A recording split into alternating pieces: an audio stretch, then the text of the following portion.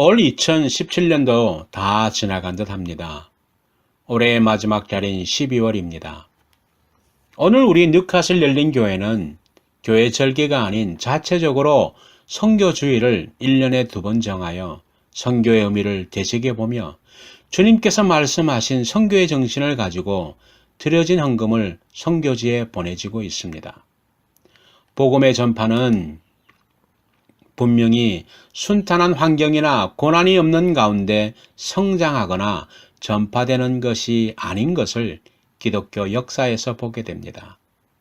이상하게 고난이 없고 환경이 순탄하면 모든 것이 다 잘 될 것 같은데 오히려 나태하고 게으르고 교만해지기가 쉽습니다. 반대로 고통과 역경이 오면 복음의 불이 꺼질 것 같은데 오히려 복음의 불이 활활 타올라서 사방으로 전파되는 것을 봅니다. 오늘 저는 요한계시록 2장과 3장에 소개되는 소아시아 7교회, 에베소, 서머나, 버가모, 두아디라, 사데, 빌라델피아, 라오디게아 교회 중에 오직 주님으로부터 칭찬받는 교회는 서머나 교회와 빌라델피아 교회가 있습니다. 그 둘 중에 서머나 교회를 통해서 복음의 중심을 두고 사는 서머나 교회는 어떠하였는지를 돌아보고 우리도 결심하고 더욱 주님의 칭찬과 인정을 받는 교회로 성장하기 위해 이 본문을 택하였습니다. 서머나의 현대 도시 이름은 이즈밀인데 지금의 터키에 있습니다. 소아시아 7교회 중에 다른 교회들은 유적의 터만 남아있지만 유일하게 대를 이어오는 현존하는 교회는 서머나 교회가 유일합니다. 지금도 서머나 교회는 다른 이름인 폴리갑의 교회라고 해서 예배가 드려지고 있습니다. 서머나라는 이름은 모략이라는 향료에서 유래되었습니다. 서머나의 머자가 미르라고 하는 모략에서 유래되었다고 합니다. 이 모략은 10m 높이로 자라는 가시가 돋친 나무에서 나오는 향료입니다. 동방 박사들이 예수 탄생 때 바친 모략과 같은 것입니다. 즉 으깰수록 향이 나는 것이 모략인데 서머나 교회는 핍박 당하면 당할수록 더욱 향기가 나오는 모략처럼 예수의 향기를 바라는 교회였습니다. 그리고 서머나는 포도 수확량이 많아서 포도주를 생산하는 곳으로도 유명하였습니다. 또한 항구 도시로서 지금의 터키에서 세 번째로 큰 항구로서 그 당시나 지금도 무역항구로 큰 역할을 다하는 곳이기도 합니다. 그래서 서머나 도시는 물자가 풍부한 곳이었습니다. 오늘 서머나 교회에 나타나신 주님의 모습은 어떻게 표현되고 있습니까?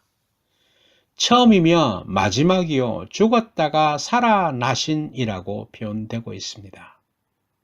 서머나 교회의 중심이 마치 예수님과 같다고 말하는 것입니다. 다시 말해서 죽도록 믿음을 지키는 교회였습니다. 일사각오의 신앙을 가진 서머나 교회에게 죽었다가 다시 사신 예수님으로 나타나셔서 위로를 하셨습니다.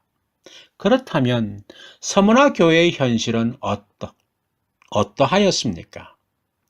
환난과 궁핍이 있는 교회였습니다. 그러나 부요한 교회라고 하십니다. 서머나 교회 자체는 풍요하고 풍족하였습니다. 무역항구였기에 모든 물자는 이곳에 모여주고 배분되었기에 모든 것이 발달하고 풍요로웠으며 특히 포도 생산이 활발하여 포도주 생산지로도 유명하였습니다. 빵을 포도즙에 발라 먹기도 하였으며 포도주에 찍어 먹기도 하였다고 합니다. 그러나 교회는 그렇지 아니하였습니다. 고난과 시련이 있었습니다. 실질적으로 가난하였습니다. 성도가 지켜야 할 부분을 지키고 말씀에 순종하는 삶을 살다 보니 언제나 핍박이 뒤를 따랐습니다. 물질적 혜택을 누리기가 어려웠습니다.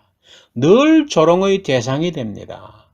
늘 강요되는 것은 예수를 믿지 않는다고 하면 너희들이 원하는 것을 줄게였습니다. 왜 스스로가 어려운 환경을 몰고 가느냐고 조롱당합니다. 여러분, 생각해 보면 성도가 받는 핍박은 물리적인 것보다 사상적인 것이 더욱 힘듭니다. 배고픔도 참기 어려우나 영적으로 유린당하는 것은 정말 성도를 절망하게 만듭니다. 그러나 본문 9절을 보시면 내가 내 환난과 궁핍을 알거니와 실상은 내가 부요한 자니라고 하십니다. 우리가 예수를 믿고 결코 가난하게 되어야 한다거나 신앙생활을 하는 것은 물질과 전혀 상관없이 정신만 추구한다는 것이 아닙니다.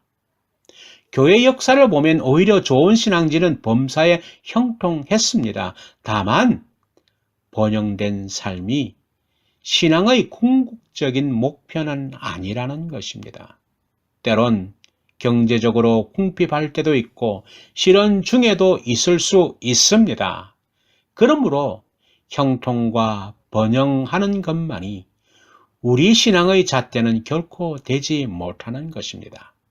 그래서 구약의 하박국 선지자의 감사의 노래를 여러분은 아시지 않습니까? 하박국 3장 17절에서 19절까지 읽어드리겠습니다. 비록 무화과 나무가 무성하지 못하며 포도나무에 열매가 없으며 감람나무에 소출이 없으며 밭에 먹을 것이 없으며 우리의 양이 없으며 외양간에 소가 없을지라도 나는 여호와로 말미암아 즐거워하며 나의 구원의 하나님으로 말미암아 기뻐하리로다. 주 여호와는 나의 힘이시라. 나의 발을 사슴과 같게 하사 나를 나의 높은 곳으로 다니게 하시리로다. 이 노래는 지휘하는 사람을 위하여 내 수금에 맞춘 것이니라. 서머나 교회는 경제적으로 매우 빈약했습니다. 그 당시 황제 숭배 사상이 지배를 하고 있었습니다. 길드라는 상업 조직은 황제 숭배를 하지 않는 자들에게는 사업이나 장사를 할 수 있도록 혹은 생계를 이어갈 수 있도록 그 어떠한 조건과 여건을 만들어주지 않았습니다. 그래서 교인들은 언제나 조롱과 핍박의 대상이었습니다. 그 중에서도 자칭 유대인이라는 자들로 인하여 괴로움을 많이 받았습니다. 그들은 AD 70년 예루살렘 함락을 기점으로 서문하러 이주해온 유대인 집단입니다. 이들은 혈통상 아브라함의 자손임을 내세워 자신들을 선민으로 자처했습니다. 그러나 그들은 서머나로 이주해올 때부터 회당을 중심으로 한 강력한 세력을 형성하고 로마 정부와 힘을 합쳐 서머나 교회를 대대적으로 핍박한 사단의 회당이었던 것이었습니다. 그러나 서머나 교회의 교인들은 그러한 환경에 있다 하더라도 결코 그들을 부러워하거나 그들의 꼬임에 넘어가지 않았습니다. 그래서 주님은 실상은 부요한 자라고 칭찬하셨습니다. 그들 생활은 어렵지만 믿음이 건실해서 영적으로는 부요한 상태였습니다. 우리들 중 교회에 나오는 사람 중에는 마음의 위로나 물질의 복을 받기 위해 오는 자도 있습니다. 그런 사람은 핍박을 당하거나 시험이 오면 낙심하기 쉽습니다. 그래서 그것이 나의 신앙에 걸림돌이 되고 장애가 되어 신앙을 무너뜨리는 자가 되어서는 안 되는 것입니다. 우리는 큰 시험을 받아도 주님께 죽도록 충성하는 성도와 교회가 되어야 합니다. 진리대로 살려고 하면 불신자로부터 미움과 핍박을 받게 됩니다. 그런 핍박의 경험이 없었다면 예수를 믿는다는 것이 불명확한 상태입니다. 아이가 성장하는 과정에 성장통이라는 것이 있듯이 반드시 신앙이 성장하려면 고난을 경험하게 됩니다. 그래야 신앙이 강해져서 성숙한 신앙생활을 이어갈 수 있는 것입니다. 본문 10절입니다. 너는 장차 받을 고난을 두려워하지 말라. 볼지어다. 마귀가 장차 너희 가운데에서 몇 사람을 오게 던져 시험을 받게 하리니 너가 10일 동안 환난을 받으리라. 신앙이 좋은 서머나 교회 앞에는 마귀의 시험이 기다리고 있었습니다. 신자 중에 몇이 옥에 던져지는 일까지 예상되었습니다. 물론 성도에게는 신앙으로 말미암아 고난과 시련, 시험 등은 있습니다. 그러나 감당할 시험을 받게 합니다. 10일 동안 환난을 받는다는 말씀은 감당할 수 있는 한정적인 기한의 시험을 뜻합니다. 그래서 고린도전서 10장 13절입니다. 사람이 감당할 시험 받기는 너희가 당한 것이 없느니 오직 하나님은 부사 너희가 감당하지 못할 시험 당함을 허락하지 아니하시고 시험 당할 즈음에 또한 피할 길을 내사 너희로 능히 감당하게 하시느니라 고 말씀하셨습니다. 서기 156년에 서머나에서는 기독교에 대한 박해가 시작되었는데 여러 곳에서 잡혀온 11명의 기독교인들을 원형 경기장에서 야수의 먹이로 희생시켰다고 합니다. 이 당시 서머나의 교회의 원로 사도 요한의 수제자인 폴리갑도 잡혔는데 그때 연세가 86세였습니다. 폴리갑을 해위하여 기독교인들을 전부 변절자로 만들기 위해서 그의 신앙을 부정할 것을 권유했습니다. 그러나 그는 86년간 나는 그분을 섬겨왔고 그분은 나를 한 번도 모른다고 한 적이 없는데 내가 어떻게 나의 주님을 모른다고 하란 말인가 라고 거절하고 화형을 받았다고 합니다.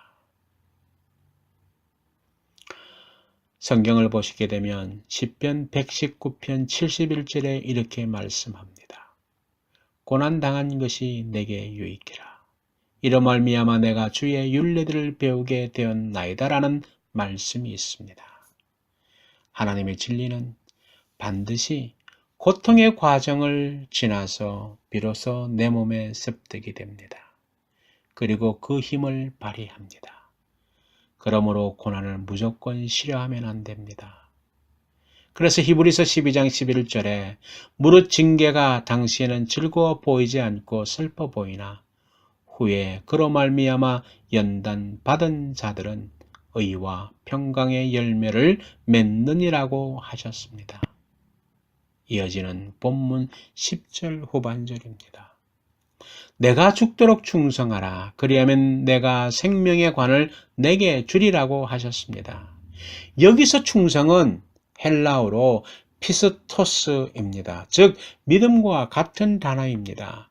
영어에도 보면 be faithful even to the point of death라고 표현되었습니다. 쉽게 풀이하면 죽도록 믿음을 지키라는 뜻을 가지고 있습니다. 여기서 저는 충성에 대한 부연 설명을 하고 싶습니다. 충성한다는 뜻이 무엇일까요? 맹목적인 충성을 요구할까요? 우리가 아는 충성은 영어로 fidelity 혹은 loyalty입니다. 이 loyalty는 라고 하는 충성은 대상에 대한 믿음을 요구하지는 않습니다. 그냥 헌신된 마음과 복종만을 요구할 뿐입니다.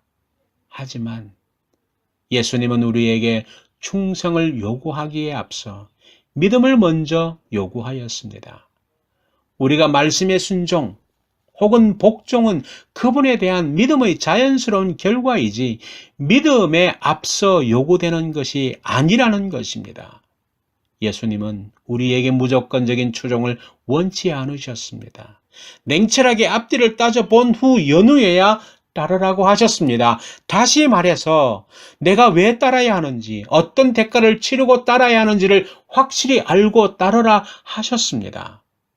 물론 우리는 예수님께 충성을 바쳐야 합니다. 그러나 그 충성은 왜 충성해야 하는지도 모르면서 내키지도 않으면서 군대에서 늘상 요구되어지면 까라면 까식의 바치라니까 바치는 충성은 아니다라는 것입니다. 그 충성에 따르는 것들이 무엇인지도 모른 채 덜컥 뛰어들었다가 후회와 원망과 불평 속에 마지못해 입으로만 외치는 빈 충성이 아니다라는 것입니다. 이 충성은 그분이 누구시며 우리를 위해 무슨 일을 하셨고 그리고 지금도 우리를 위해 무엇인가를 하고 계시고 또 하실 것인지를 명확히 알고 우리의 충성을 받기에 합당하신 분이시라는 것을 확실히 알고 믿고 이런 믿음을 가지고 감사와 기쁨으로 우리의 모든 것을 다해 바쳐지는 것이어야 하는 것입니다. 이것이 주님이 원하시는 충성이며 믿음의 행위인 것입니다. 왜 우리가 교회에 실망합니까? 왜 같은 성도들을 보고 실망하여 교회를 등지고 끝낸 주님을 부인하는 삶을 삽니까? 우리 주위의 사람들을 보시기 바랍니다. 그런 부류의 사람들로 가득 차 있지 않습니까? 맹목적인 추정이, 기복적인 신앙이 우리를 그렇게 만든 것입니다. 기독교의 신앙은 맹목적이지 않습니다. 기복적이지 않습니다. 고백에서 출발됩니다. 고백은 깨달음입니다. 진실을 알고 깨달았을 때 고백이 되어지며 믿음이 되어지며 충성된 열매가 맺어지게 됩니다.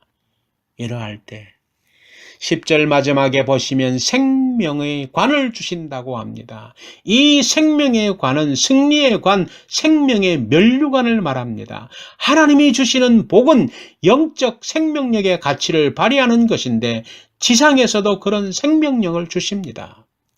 하나님이 주시는 승리는 세상 사람이 봐도 부러워할 수밖에 없는 승리입니다.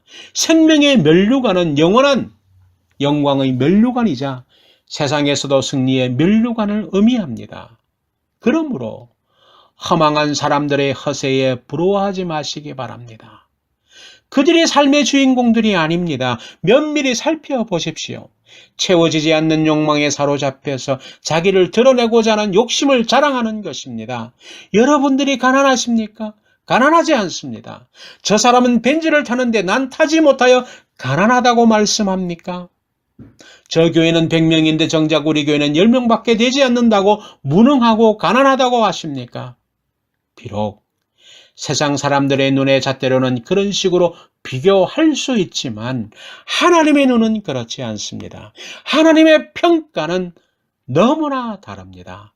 라오디게아 교회의 평가를 주님은 어떻게 하십니까? 요한계시록 3장 17절에 말씀합니다. 스스로 부족함이 없다고 여기며 자랑하였던 교회였지만 주님은 그들을 향하여서 공고하고 가련하고 가난하고 눈멀고 벌거 벗은 교회라고 말씀합니다. 우리는 사람의 평가에 연연해야 합니다. 목사인 저도 사람의 칭찬에 목이 마를 때가 있습니다. 설교를 잘하고 나오면 남들의 칭찬에 우쭐하여 잘난 줄 착각합니다. 그러한 것만 찾아갑니다.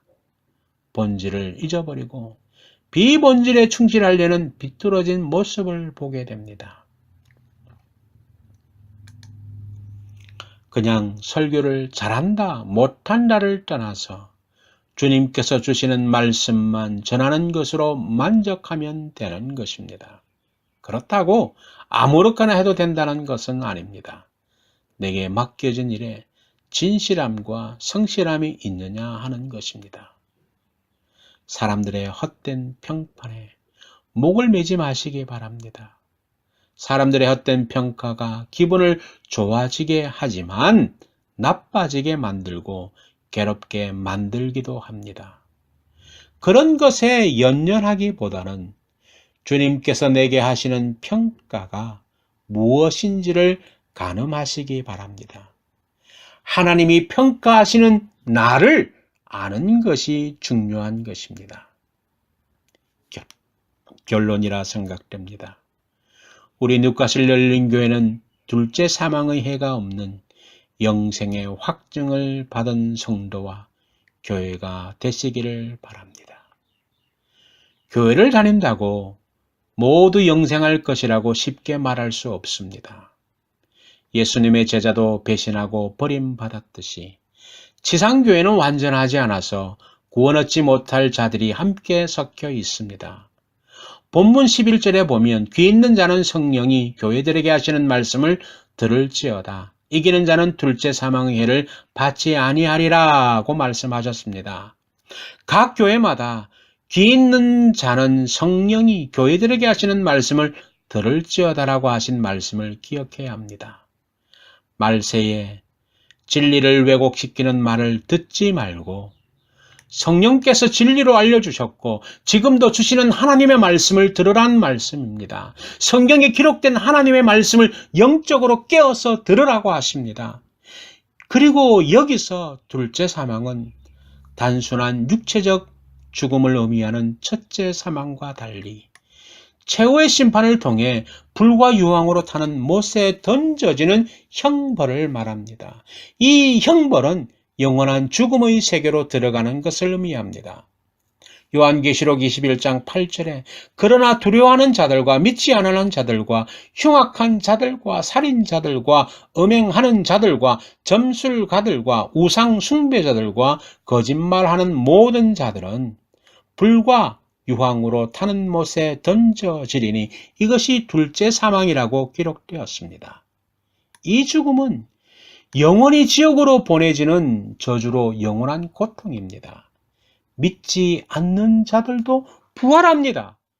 그들은 부활해도 이 영원한 죽음의 고통을 받는 것입니다. 하지만 신앙의 절개를 지키는 자들은 영벌을 받지 않고 영생을 얻을 것임을 주님께서 약속하고 계십니다. 서머나 교회는 육신의 고통이 죽을 지경이라도 주님을 버리지 않았습니다. 그리고 그들은 가난하다고 하였지만 역사적으로 서머나 교회는 베푸는 교회였습니다. 선교에 앞장서는 교회였습니다. 할 수 있는 작은 것에서부터 시작하는 교회였습니다. 앞에서도 말씀을 드렸습니다만 서머나는 포도 생산지로 유명하였습니다. 그래서 그들이 수확한 포도로 포도주를 만들어 그 당시 아시아에 있는 초대 교회들과 가정교회에 성찬식 때 사용할 포도주를 제공하였다고 합니다. 그들은 현실은 가난하지만 실상은 부유한 교회였습니다. 주님이 인정한 교회였으며 다른 교회들은 역사상에서 유적으로만 남게 되었지만 서머나 교회는 지금도 맥을 이어오고 있습니다. 우리 뉴카슬 열린 교회도 세상의 헛된 평판에 주눅들고 힘들어하는 것이 아니라 세상에 예수 그리스도의 향기를 전하는 교회, 나누고 섬기기를 즐거워하는 성도가 되어 주님께 인정받고 주님께서 주시는 생명의 면류관을 받고 둘째 사망의 해를 받지 아니하는 저와 여러분 모두가 되시기를 주님의 이름으로 축원합니다.